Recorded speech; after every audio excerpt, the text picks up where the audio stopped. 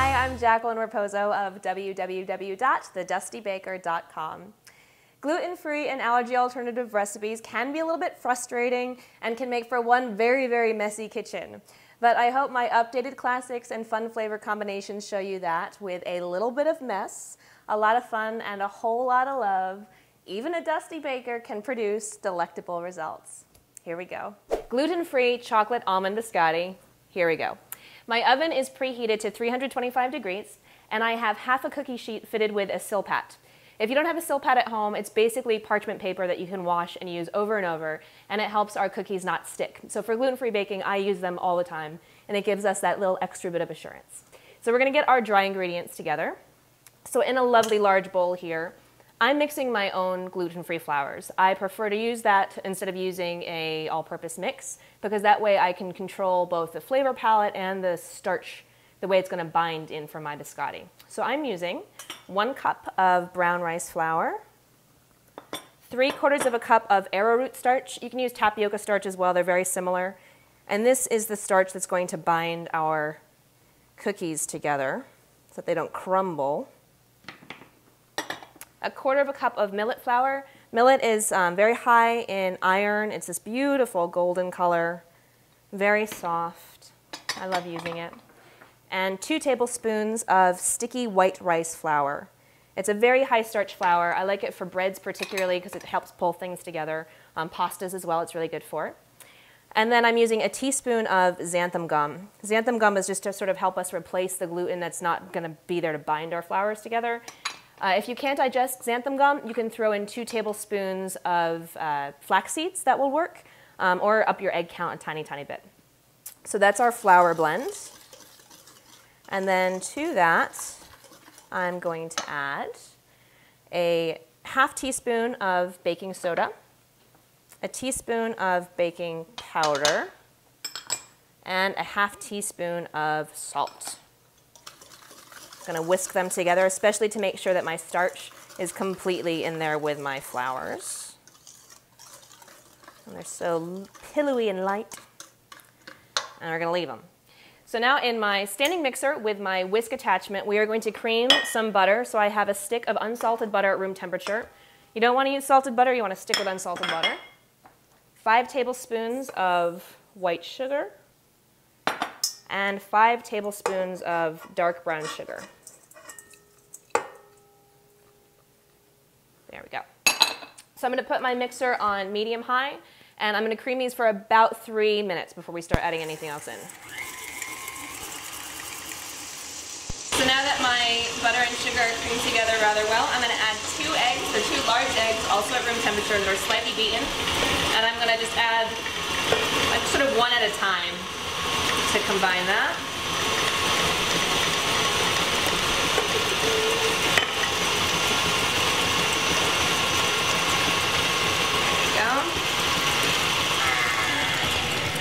And then I'm going to just scrape the sides down, make sure it's all in there. And let it go for another 30 seconds or so, just so that everything is well combined. So now I'm going to add my extracts. I'm going to add 1 teaspoon of vanilla extract. If you're very sensitive to gluten, it's good to check to make sure that yours says that it doesn't contain gluten, but it depends on the alcohol that they use, whether it will have gluten in it or not. And then a 1/2 teaspoon of almond extract. Now, traditional biscottis are made with usually just almonds and almond flour, but because we're using a combination of gluten-free flours and real almonds, I just want to up the almond flavor in my biscotti. Whew, you can smell the almonds, it's great. So now that that is beautifully mixed in there, I'm going to turn my mixer onto way low, and as gracefully as possible, I'm going to put in my dry ingredients. Nice and slowly, both because gluten-free flours, because they're starchier, they can make a mess. They can fly everywhere, especially the tapioca and arrowroot starches. So you want to go nice and slow when you're mixing in your dry ingredients. We're almost there. Get in there. There we go. I'm going to turn it up a little bit.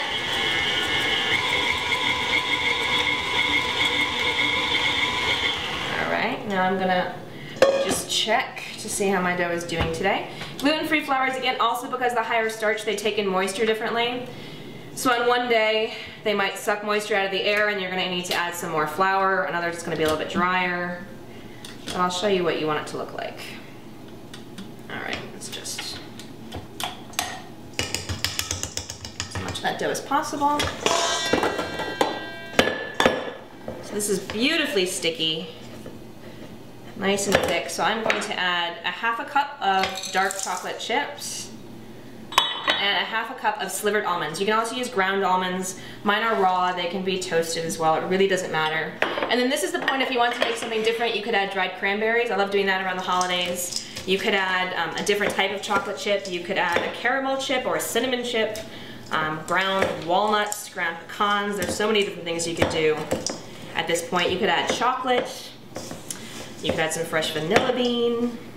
The possibilities are endless. All right, so now that my dough is somewhat pulled together, I'm going to prep my board here. So I have a little bit of extra brown rice flour because at this point I'm going to see what the consistency of my dough is. So I'm going to lightly flour my board. Turn my dough out. This is where I'll be sort of kneading in the chocolate chips and the almonds. You can sort of pile it on there.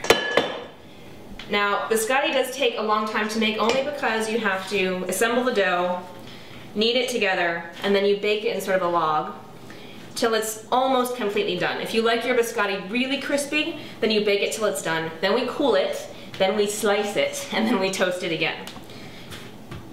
So it takes a little bit of planning, but because it's going to be in the oven for 35 to 40 minutes, and then it's got to cool, and then it's got to bake again, you can bake something else while you're waiting, you can do your laundry, you can take a shower, you can go play with your dog, all these things you can do while your biscotti are baking.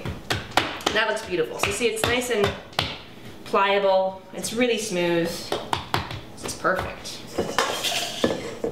So now I'm going to grab my cookie sheet fitted with my Silpat.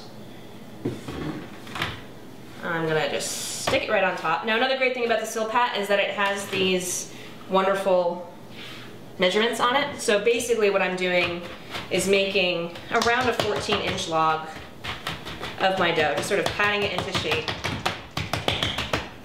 At this point too, if you want to make really teeny tiny biscotti, you can have this and have two very narrow loaves because it is going to rise a little bit in the oven. I have slightly shorter ones on the end anyway. There we go. Beautiful. So this is our biscotti dough. So this is going to go into the oven at 325 degrees for 35 to 40 minutes, and then I'm going to cool it completely before I show you how I slice it. So my biscotti were in the oven for 25 minutes. Sometimes it takes a little bit longer. This was perfect. So it's slightly brown on top. It's not particularly springy. I could have left it in for less time and had it be a little bit springy, and it would make a less dry biscotti at the end, but this to me is perfect right here. And then I let it sit for 15 minutes. So it's still warm, but it's not hot. It's going to make for easier slicing. So I'm going to put this back onto my board. And actually, because I'm left-handed, I'm going to do it this way. This is the part that makes me a little bit nervous, and you never quite know how it's going to work, the slicing part. So I'm going to slice right down the middle. All right, good. So far, so good. Oh no, one tiny piece came off. So now I'm going to slice my biscotti into about an inch thick, very slowly. Because it's still warm, it hasn't set yet. There's a tiny bit of crumble in the center. If I had undercooked it a little bit more, that wouldn't be so much of a problem. Very carefully. The problem is that when you undercook it a little bit, then you have a flipping problem when you put it on your board to toast, which is our next step. So now I'm going to keep on cutting. I'm going to put them again onto my Silpat on their sides, very gently, so that they can toast up. So this made me about 15 biscotti right here. I'm going to put it back into the oven. It's again heated to 325 degrees. I'm going to estimate about 20 minutes for these, and I'm going to flip them halfway through. That way they get sort of toasty on both sides. Sometimes I've gone as far as a half an hour keeping them in there. It's really a personal preference with how toasted you want yours versus sort of how soft and sort of chocolate chip cookie-ish you want them. So right now they're just a little bit soft in the center. So I'm going to estimate about 20 minutes for these. So now my biscotti were in the oven for about 25 minutes, and the last 5 minutes I turned it up to 400 from 325 just because I wanted them to get nice and toasty on top. So now here they are. They're still a little bit warm, so I'm not going to bite into one yet, but they're perfectly brown on both sides. Yet they're nice and light still on the top. Like I said, great for dipping into coffee or milk, or Italians sometimes dip them into dark red wine. So there we go. There are our gluten-free chocolate almond biscotti. Thank you so much for joining me. I'm Jacqueline Raposo. For more gluten-free and allergy-friendly recipes, join me at www.thedustybaker.com. Thanks.